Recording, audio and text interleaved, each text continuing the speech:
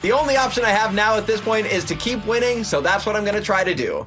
Big Brother has found itself a real-life superhero in Michael, who is completely running away with the season as he breaks an all-time Big Brother record that's been in place since 𝐒𝐿 in season 7. The rest of the house is kind of running around like a chicken with its head cut off, but at least they've got 𝐏𝐵𝐵𝐶𝐿𝐿 to, cheer them up. It's Brittany, itch. Let's get into Wednesday's historic episode of Big Brother. I'm Anna Rumer, and this is Pop Culture Social Call. We pick up with the aftermath of the nomination ceremony, where in keeping his promise to Turner from the other week, Michael puts up Terrance and Alyssa. It's Terrance who's the actual target this week because if he can't go after the guy who masterminded last week's failed backdoor plan, Michael will go for the guy who went along with it. And Turner is more than happy to let DJ Showtime take the heat. So all I have to do is take him out of the driver's seat, throw him under the bus with peace and love, then make sure I am perfectly fine. Terrance's chat with Michael doesn't do him any favors either. He decides to tell the HOH that he's over everything, and if he goes to jury, he'll make sure Michael doesn't win. Principle-wise, how I'm built-wise, I just lost a lot of respect for how everything is going right now. Threatening to poison the jury doesn't exactly work for Terrance's side, though. I mean, that is a bold move, especially against a dominant player like Michael. After that meeting, Michael heads downstairs to tell a bit of an embellished version of that conversation to Turner, saying Terrance really did try to pin the backdoor plan on him, and Turner throws him right under the bus. He says it was Terrance who was really pushing for that. Michael doesn't believe a word he's saying, though, and he says Turner is lucky he promised him safety for the week. The game is being played.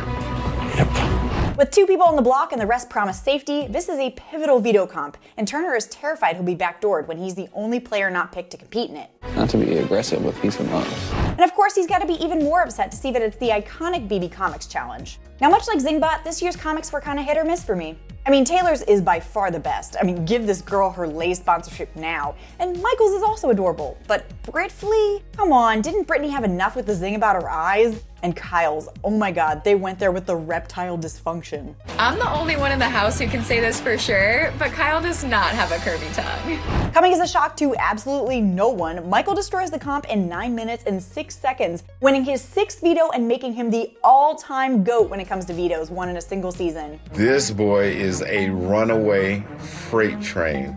Janelle's record has been in place since 2006, and while people have managed to tie it before, no one's ever managed to beat it, so way to go, Michael. I know I was worried about Michael putting a target on his back earlier in the season, but We're way past that point, so there's no holding back now. Meanwhile, Brittany is still worried about not taking out Turner at this stage, and while her final 2 attempts with our favorite muffin thief was pretty much a waste of time, it's an interesting development when it comes to her relationship with Michael. But Michael is well aware of where he stands in the house. He knows he's gonna have to keep winning to survive, not that anyone is even giving him a run for his money. Changing up the noms isn't gonna help that, so he declines to use the veto, knowing that either Brittany has to win next week, or he's got a gun for veto number 7.